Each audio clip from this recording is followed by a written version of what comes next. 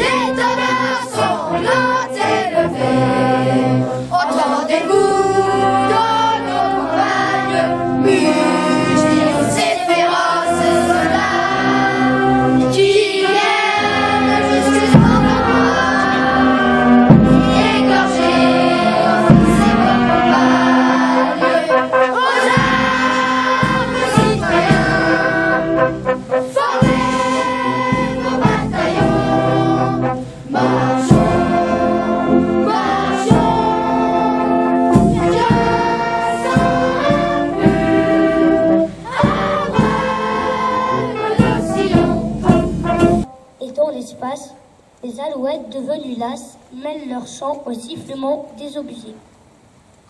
Nous sommes morts, nous qui songions la veille encore, à nos parents, à nos amis, c'est nous qui reposons ici, au champ de Nîmes.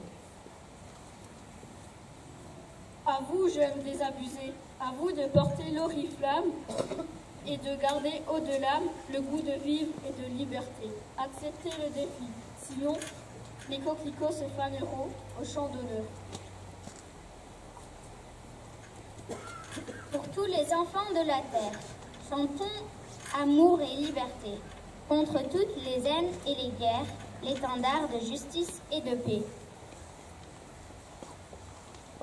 Rassemblons nos forces, notre courage pour vaincre la misère et la peur que règne au fond de nos cœurs, l'amitié, la joie et le partage. La flamme qui nous éclaire traverse les frontières. Partons, partons, amis solidaires, marchons vers la lumière.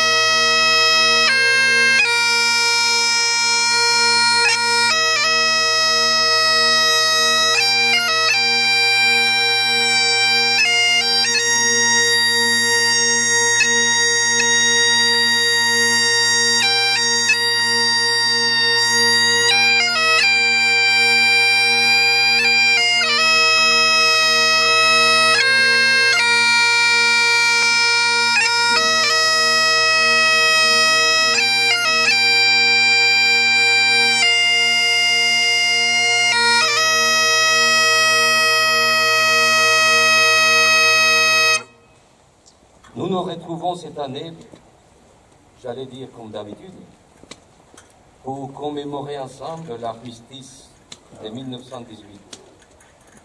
À mesure que l'origine de cette date s'éloigne dans le temps, sa signification se transforme de génération en génération. Après la Première Guerre mondiale, l'armistice avait le goût de la victoire. On célébrait la France victorieuse contre l'ennemi d'autres rangs.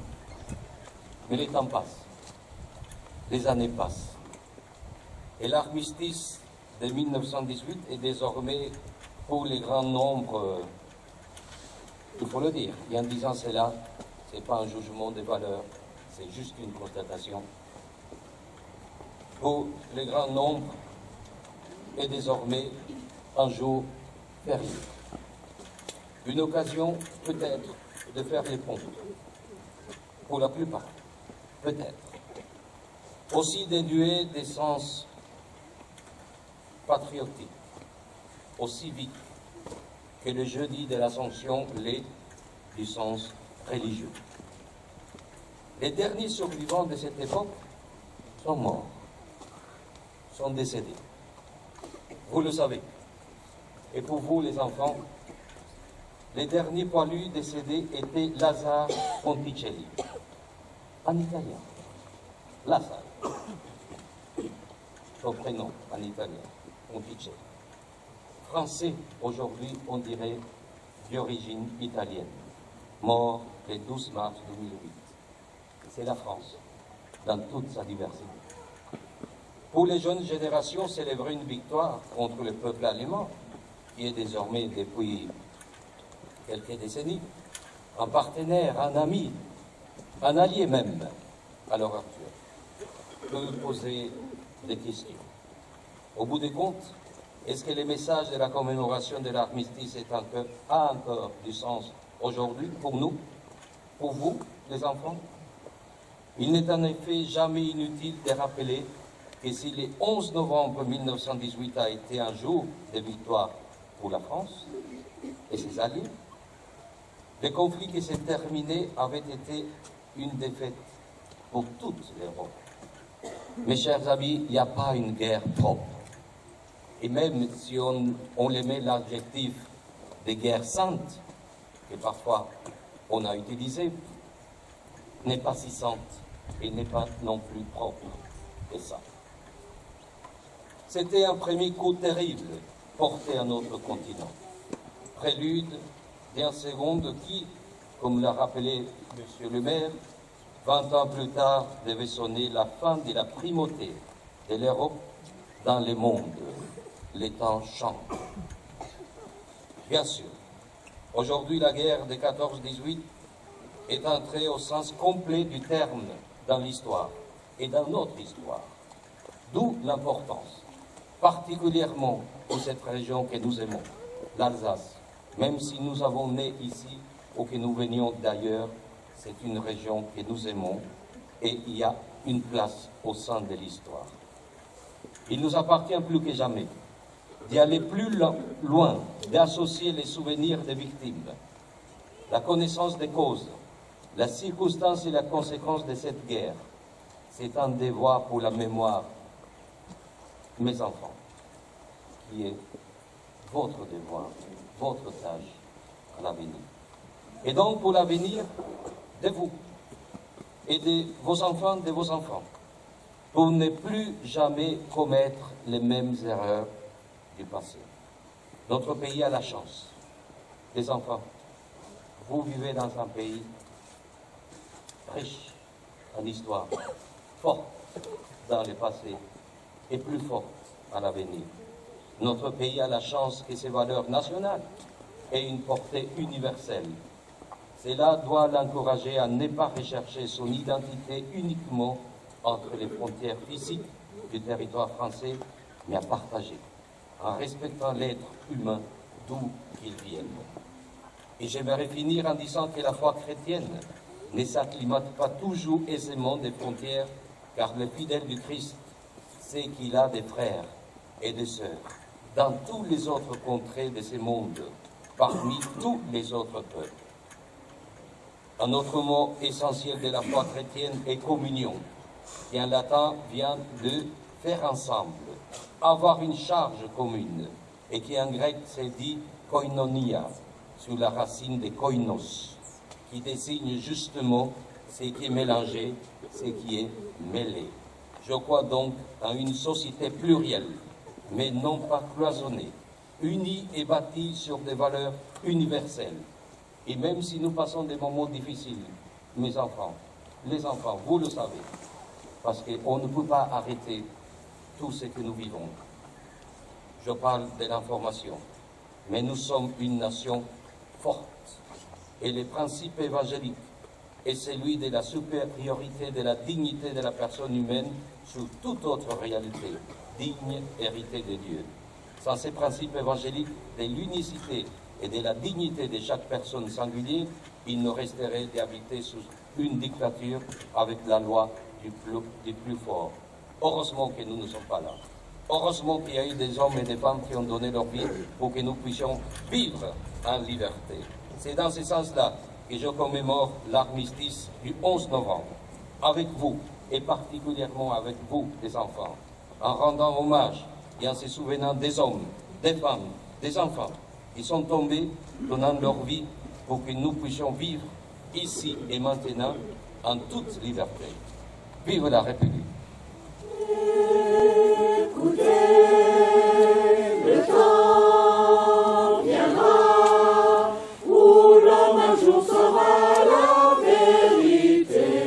Le lion s'étendra près de l'agneau et nous fondrons les piques pour des faux et les sabres pour des herses.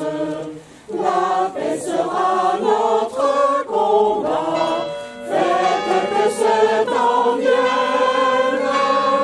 Pam pam pam pam pam pam pam pam pam pam pam pam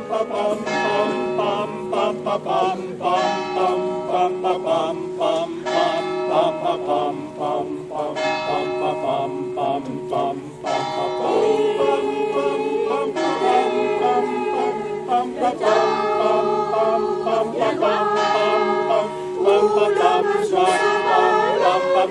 pam